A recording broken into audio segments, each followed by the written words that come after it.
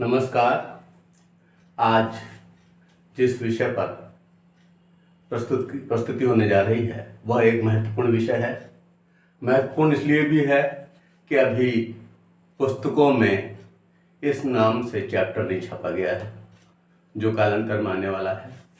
Title है electric tendencies in education, शिक्षा में उदार प्रवृत्तियाँ। तो आइए इस पर विचार करते हैं। याद रहे, यहाँ उदारवाद और उपयोगितावाद की बात करने नहीं जा रहे हैं। उदारवाद व उपयोगितावाद आपके शिक्षा शास्त्र के इस पाठ्यक्रम का हिस्सा न होकर यहाँ केवल उदार प्रवृत्तियों की बात है। और चूंकि बात केवल उदार प्रवृत्तियों की है, इसलिए हम यहाँ पर पहले ये समझने का प्रयास करेंगे कि शिक्षा में उदार प्रवृत्तियों से आशय क्या है। मुख्य रूप से इस पूरे चैप्टर में शिक्षा में उदार प्रवृत्तियों में हम इन 4 चीज़ों पर यहाँ पर चर्चा करेंगे, जिसमें शिक्षा में उदार प्रवृत्तियों से क्या आशय है, उदार प्रवृत्ति शिक्षा के उद्देश्य कौन कौन से हैं और शिक्षा के विविध अंगों पर उदार प्रवृत्तियों का प्रभाव कौन कौन सा है। शिक्षा के तो बहुत सारे अंग हैं, लेकिन हम यहाँ पर वही शिक्षक, विद्यार्थी, अनुशासन, शिक्षण विधि और पाठ्यक्रम, इन 5 बिंदुओं को लेंगे। और इसके बाद NEP 2020 यानी कि जो न्यू एजुकेशन पॉलिसी है 2020, उसके संग उदार शिक्षा प्रवृत्ति का क्या संबंध है, इस पर हम विचार करेंगे। आइए सबसे पहले हम समझते हैं शिक्षा में उदार प्रवृत्तियों से आशय। Meaning of liberal tendencies in education. प्रवृत्ति का अर्थ आदत और स्वभाव होता है। शिक्षा के परिक्षेत्र में क्या उदार दृष्टिकोण उद्भवित हुआ है, इसी का अध्ययन यहाँ पर किया जाना है। ज्ञान की विकास यात्रा में शिक्षा विविध काल में विविध विचारों से प्रभावित होती रही है। यदि हम यूरोप के प्राचीन काल का वर्णन करें तो हमें देखने को मिलता है कि उस समय स्वामी और सेवक की शिक्षा में अंतर दृष्टिगत होता है। यानी उस समय जो एक बड़ा वर्ग था, जिसे हम कुलीन वर्ग कहते थे, उसकी शिक्षा अलग तरह की होती थी और जो दूसरा जो सेवक वर्ग था उसकी शिक्षा अलग तरह की थी। राजा, स्वामी, जमींदार आदि को उदार शिक्षा प्रदान की जाती थी, जबकि जनसाधारण को शिल्प या व्यवसाय सिखाया जाता था। उदार शिक्षा में धर्मशास्त्र, नीतिशास्त्र, राजनीति, साहित्य, कला, इतिहास, संगीत आदि प्रधान रूप से सिखाया जाता था। शिक्षा में उदार दृष्टिकोण का सम्यक विकास हेतु हर संभव प्रयास किए जाते थे। जो शिक्षा स्वभाव में और आदतों में उदार भाव को प्रश्रय प्रदान करे, वही उदार शिक्षा की श्रेणी में आती थी। और आप ये समझिए कि साहित्य, संगीत, कला विहीन साक्षात पशुपुच्छ विषाणहीन, हमारे यहाँ भी यह कथन प्रचलित था। उदार प्रवृत्ति की शिक्षा सामान्य शिक्षा है, जिसमें साहित्य, कला, संगीत, इतिहास, नीतिशास्त्र, राजनीति शास्त्र आदि की शिक्षा की प्रधानता होती है, जिसका संबंध उदार मन, विशाल मनस से होता है। उपयोगितावादी शिक्षा में आदर्श न होकर के आर्थिक प्रश्न जुड़े होते हैं। यह व्यावहारिक, व्यावसायिक, कार्यान्मुख, क्रिया केंद्रित, अर्थोपार्जन व जीविकोपार्जन मात्र के उद्देश्यों को लेकर चलती है। लेकिन हम यहाँ पर उदार शिक्षा की प्रवृत्तियों से जुड़े हुए हैं, इसलिए जो विषय मैंने अभी बताया आपको, साहित्य, कला, संगीत, इतिहास, राजनीति शास्त्र, नीति शास्त्र, ये सब जो है इस शिक्षा की जिसमें प्रधानता होती है, उसे हम कहते हैं उदार शिक्षा या उदार प्रवृत्ति की शिक्षा। अब दूसरा बिंदु है इसका, उदार प्रवृत्ति शिक्षा के उद्देश्य। ऑब्जेक्टिव्स ऑफ लिबरल एजुकेशन, इसके उद्देश्य क्या है। उदार प्रवृत्ति शिक्षा संपूर्ण व्योम के उत्थान जैसे महती उद्देश्य को लेकर के चलती है और भारत में इस उद्देश्य का ही उद्घोष करती है। भारत तो बहुत पुरातन काल से इसका उद्घोष करता रहा है। उसमें कहा गया कि सर्वे भवन्तु सुखिनः, सर्वे सन्तु निरामया, सर्वे भद्राणि पश्यन्तु, मा कश्चित् दुःख भाग् भवेत्। उदार प्रवृत्ति के आलोक में शिक्षा के उद्देश्य का अगर हम निर्धारण करना चाहें तो उन्हें हम इस तरह से निर्धारित कर सकते हैं। सबसे पहली बात तो यही है कि उदार मूल्य स्थापन।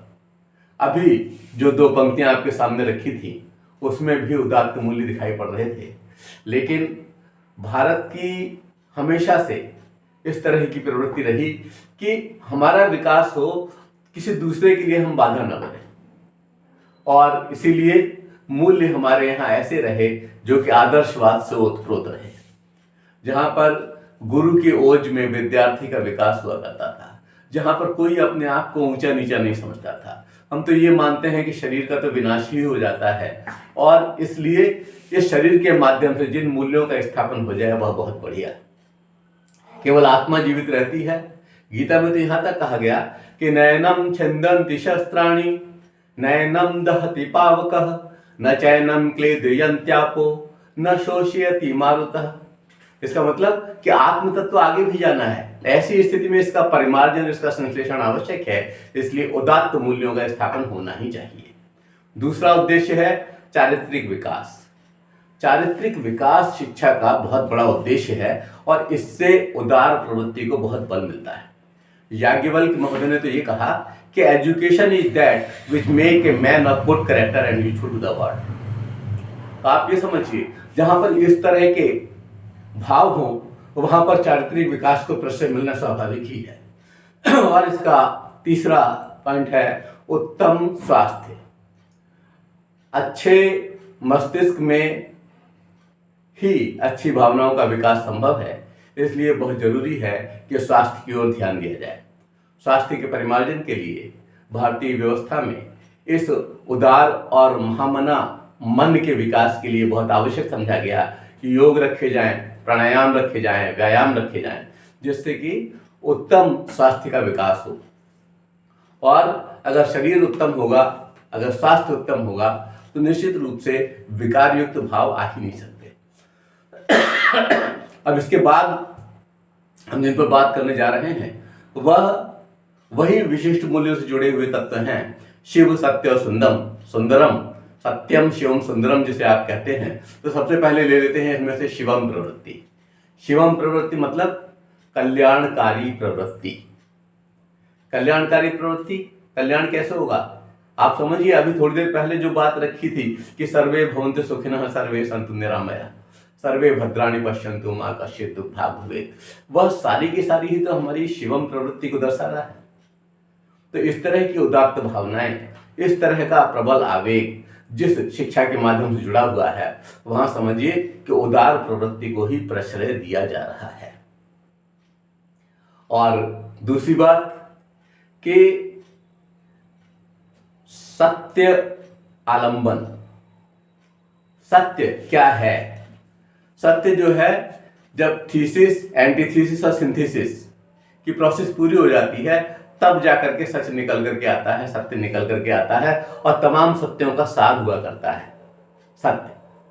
तो उसका आलंब होना चाहिए, यह शिक्षा का प्रमुख उद्देश्य है। आज की तरह से भटकाव से युक्त नहीं होना चाहिए, जहां पर कि लोग गुमराह कर पा रहे हैं, विभिन्न धर्मों को, मजहबों को उनके सही आशय न बता करके गलत आशय बताकर और भ्रमित किया जा रहा है और लोग उसकी वजह से लड़ पड़ते हैं। गोपाल दास नीरज जी की वो लाइनें याद आ रही हैं कि अब तो मजहब कोई ऐसा चलाया जाए, अब तो मजहब कोई ऐसा चलाया जाए जिसमें इंसान को इंसान बनाया जाए, जिसकी खुशबू से महक जाए पड़ोसी का भी घर, फूल इस किस्म का हर सिमत खिलाया जाए। आप समझिए क्या भावना है। और यह भावना उस सत्य से ओतप्रोत है जो कि विभिन्न धर्मों का आधार हुआ करती है। अब दूसरी बात है सुंदरम स्थापन। सुंदरम, सत्यम शिवम सुंदरम में सुंदर का मतलब जो है कला से है।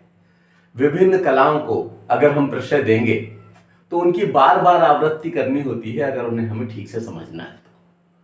जैसे नृत्य कला है तो नृत्य की बार बार आवृत्ति हो, पाक कला है बार बार आवृत्ति हो, जितनी आवृत्तियां होंगी उतना ही उसमें सुधार आएगा। इसलिए सुंदरम की स्थापना हो, यह भी इस शिक्षा का उद्देश्य है। इसके साथ ही ये बहुत आवश्यक है कि आध्यात्मिक उत्थान जब हम अध्यात्म पढ़ते हैं, जब हम आत्म को समझते हैं, जब हम धर्म को समझते हैं, जब हम इसके गुण तत्वों को समझते हैं, तो ऐसी स्थिति में हमारी भावना क्रूर हो ही नहीं सकती। इसलिए आध्यात्मिक उत्थान शिक्षा का एक प्रमुख उद्देश्य है। और एक और उद्देश्य जो कि हम बहुत ही महत्वपूर्ण उद्देश्य कह सकते हैं कि आत्मोत्सर्ग की भावना, अपने आप को उत्सर्ग करना। आप ये समझिए, अगर अपने मकान की बात है तो वो छोटी बात है, गली की बात उससे बड़ी हो गई, मोहल्ले की बात उससे बड़ी हो गई, शहर की बात उससे बड़ी हो गई, और देश की बात बहुत बड़ी हो गई, और हम तो विश्व बंधुत्व तक की परिकल्पना करने वाले हैं। तो ऐसी स्थिति में हम अपना आत्म का उत्सर्ग करने के लिए हमेशा तैयार रहें। अगर हमें सच की स्थापना करनी है, सत्यम शिवम सुंदरम जैसे उदात्त मूल्यों की स्थापना करनी है, तो आत्मोत्सर्ग की भावना को प्रश्रय मिले, यह शिक्षा का प्रमुख उद्देश्य होना चाहिए। और इस तरह से हमने यहाँ पर उदार प्रवृत्ति शिक्षा के उद्देश्यों पर विचार विमर्श किया है। अब हम विचार करते हैं कि शिक्षा के विविध अंगों पर उदार प्रवृत्तियों का प्रभाव, impact of liberal tendencies on various parts of education. समस्त ज्ञानालोक ही उदार प्रवृत्ति शिक्षा के परिक्षेत्र में आता है, लेकिन यहाँ हम प्रमुख अंगों पर उदार प्रवृत्ति शिक्षा के प्रभावों का अध्ययन करेंगे। तो उसमें आप ये समझिए, जब हम अध्ययन करते हैं देखते हैं कि ट्रायंगल बनाते हैं, तो शिक्षक विद्यार्थी और पाठ्यक्रम। तो सबसे पहले हम यहाँ शिक्षक को लेते हैं, यानी अध्यापक को, टीचर को। शिक्षा में उदार प्रवृत्ति के अवतरण का प्रभाव आचार्य पर साफ परिलक्षित हो रहा है। वह वर्तमान की शिक्षण सहायक सामग्री के अधिगम को प्रभावी बनाने हेतु सम्यक प्रयोग कर रहा है। आप ये समझिए कि हमने वक्त के साथ कदमताल करना सीख लिया है। आज का अध्यापक बहुत सी नई बातों को इस्तेमाल में लाता है, और उसका उद्देश्य मात्र ये होता है कि किसी भी तरह से अधिगम प्रभावी हो जाए। आज के अध्यापक ने विविध पुरानी सड़ी गली मान्यताओं का परित्याग कर उदारता को स्वयं में प्रश्रय दिया है, और समस्त विद्यार्थियों के उत्थान हेतु यथासंभव प्रयासरत है। अब जातिवाद जैसी कोई भावना नहीं है। यद्यपि शासन अध्यापकों के साथ न्याय में सफल नहीं हुआ है, लेकिन अध्यापक ने कर्तव्य की बलवेदी पर यथासंभव अपनी आहुति देने का प्रयास किया है। घर और समाज का कलुषित वातावरण, प्रतिकूल वातावरण उदात्त भावना का बाधक नहीं बन सका है। बालक का उदार दृष्टिकोण युक्त सर्वांगीण विकास विद्यालय और सच्चे अध्यापक का ध्येय है। प्रसिद्ध शिक्षा शास्त्री डॉक्टर राम शक्ल पांडे ने लिखा कि आओ हम अपने समस्त विवादों एवं आपसी कलह को समाप्त कर स्नेह की इस भव्य धारा को सर्वत्र प्रवाहित कर दें। इसका अंग्ल version, let us end all our disputes and mutual discord and let this grand stream of love flow everywhere. यानी सब जगह हम इस प्रेम का झरना बहा दें, इस प्रेम की नदियां को बहा दें, और निश्चित रूप से ऐसा बहने पर हमारे भारत में उदात्त भावों का स्थापन होगा, और ये उदारवादी शिक्षा अपने उद्देश्यों को प्राप्त कर सकेगी। तो शिक्षा के विविध अंगों में हमने एक अंग अध्यापक पर यहाँ पर विचार विमर्श किया।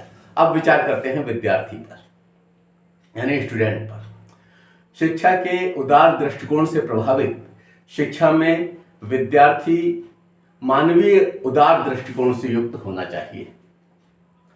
हर तरह के कट्टर दृष्टिकोण से विरत होकर मानवता का उत्थान और सम्यक दृष्टिकोण का विकास उदार शिक्षा का ध्येय है। शिक्षा की उदार प्रवृत्ति विद्यार्थी में विश्व बंधुत्व और आवश्यक गुणग्राह्यता पर जोर देती है। इसीलिए उसे ये कहा गया कि उसका दृष्टिकोण बहुत विकसित हो, बहुत विशाल हो, छोटी छोटी बातों से, संकीर्ण भावनाओं से उसको आवृत नहीं होना चाहिए।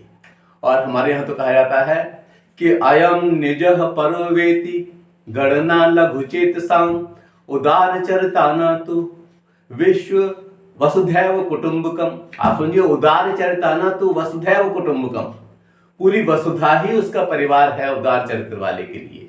और यहाँ पर उदार प्रवृत्ति शिक्षा अपने इस आशय को अपने विद्यार्थी से पूरा होता हुआ देखना चाहती है। अगला बिंदु है पाठ्यक्रम या सिलेबस। समय के साथ कदमताल करते हुए शिक्षा ने अपने स्वरूप में विविध परिवर्तन किए हैं, और जैसे जैसे परिवर्तन होते हैं वैसे वैसे ही पाठ्यक्रम में परिवर्तन होता है। पहले इसमें साहित्य, कला, संगीत, इतिहास, नीति शास्त्र, राजनीति विज्ञान आदि को ही प्रश्रय मिलता था, लेकिन आज की आवश्यकता के अनुरूप विविध विज्ञानों व व्यावहारिक तकनीकी ज्ञान को भी अब इसमें समाहित किया गया है। विकिपीडिया का दृष्टिकोण इस संदर्भ में आपके समक्ष रखता हूं। उनका जो दृष्टिकोण है उसमें उदार शिक्षा मध्य युग के उदार कलाओं की संकल्पना यानी कि कॉन्सेप्ट पर आधारित शिक्षा को कहते हैं। वर्तमान समय में ज्ञान युग, एज ऑफ एनलाइटमेंट के उदारतावाद पर आधारित शिक्षा को उदार शिक्षा कहते हैं। वस्तुतः उदार शिक्षा शिक्षा का दर्शन है जो व्यक्ति को विस्तृत ज्ञान प्रदान करती है तथा इसके साथ मूल्य, आचरण, नागरिक दायित्वों का निर्वहन आदि सिखाती है। उदार शिक्षा प्रायः वैश्विक एवं बहुलतावादी दृष्टिकोण देती है।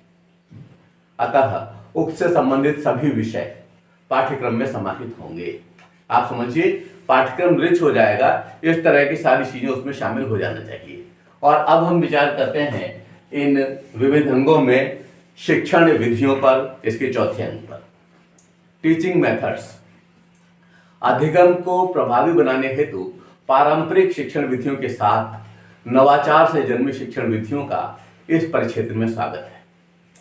सामान्यतः प्रवचन विधि, व्याख्या विधि, प्रदर्शन विधि, तार्किक विधि, उदाहरण विधि, व्याख्यान विधि, शास्त्रार्थ, सेमिनार और विविध नव संचार विधियों को इसमें सम्यक स्थान प्राप्त है। मनोवैज्ञानिक विधियों के साथ जो भी नवीन शिक्षण विधियां उदार शैक्षिक दृष्टिकोण के विकास में सहयोग प्रदान कर सकती हैं या उपयोग में लाई जा सकती हैं, वो सारी विधियां इसमें समाहित हैं। इस तरह से शिक्षण विधियों का क्षेत्र इसका बहुत व्यापक है और हर उस विधि का स्वागत है जिससे कि उदात्त भावनाएं, उदार भावनाएं, उदार प्रवृत्ति को बढ़ावा मिले। अब हम इसके पांचवें हिस्से पर विचार करते हैं, अनुशासन पर, यानी डिसिप्लिन। उदार दृष्टिकोण ध्येय को समर्पित है। जैसे आजकल आप लोगों को काम मिलता है कि वर्क फ्रॉम होम वाली स्थिति है, तो एक टारगेट है कि उसको पूरा करना है। ठीक इसी तरह से उदार दृष्टिकोण ध्येय समर्पित है, अतः इसमें ऐसी उच्छृंखलता को कोई स्थान प्राप्त नहीं है जो ध्येय की प्राप्ति में बाधा बने। स्वतः अनुशासन ही इसमें सर्वाधिक महत्वपूर्ण है।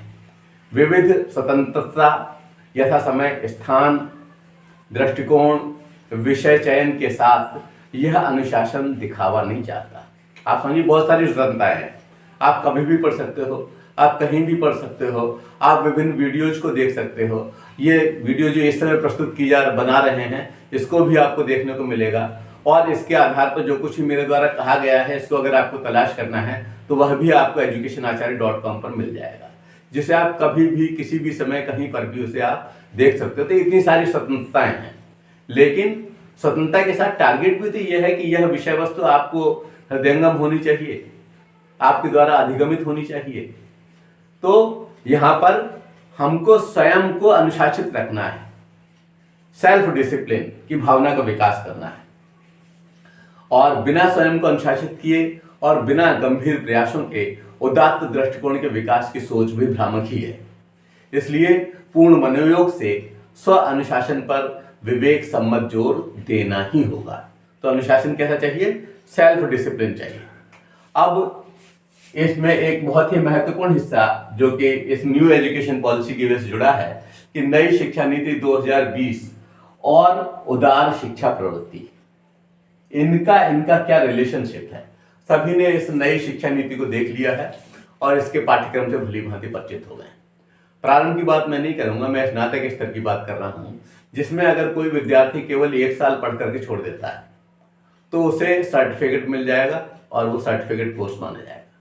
और अगर उसने 2 साल का अध्ययन कर लिया है तो उसे डिप्लोमा कोर्स कहा जाएगा, और अगर उसने 3 वर्षों का अध्ययन किया है तब जाकर के उसको डिग्री मिलेगी। अब इसमें इतने विषय समाहित हो गए हैं कि उसकी पसंद का विषय उसको प्राप्त हो सकता है। साइंस का विद्यार्थी ड्राइंग के विषय के साथ में पढ़ सकता है। तो आप ये समझिए, ये बहुत बड़ी स्वतंत्रता मिली है। और न्यू एजुकेशन पॉलिसी ने ये जो कुछ भी किया है ये उदार प्रवृत्ति का प्रभाव ही है। आप ये समझिए, इसके साथ तमाम वोकेशनल पाठ्यक्रम भी चल रहे हैं। उन वोकेशनल पाठ्यक्रमों से जुड़ करके हम बहुत जल्दी ही अपनी रोजी रोटी कमाने लायक हो सकते हैं। तो ये सारी जो कुछ प्रवृत्तियां शिक्षा के क्षेत्र में आ रही हैं ये उदार प्रवृत्तियां हैं। तो new education policy 2020 and liberal education trend जो है ये मिल करके आज के हिंदुस्तान को संवारने का प्रयास कर रहे हैं। तो शिक्षा में इन उदार प्रवृत्तियों का स्वागत है और यह चाहना भी है कि सभी लोग उदार प्रवृत्ति को धारण करें, कट्टरतावाद को छोड़ें और ये उदार प्रवृत्तियां निश्चित रूप से हिंदुस्तान का उत्थान करेंगी। जय हिंद, जय भारत, धन्यवाद।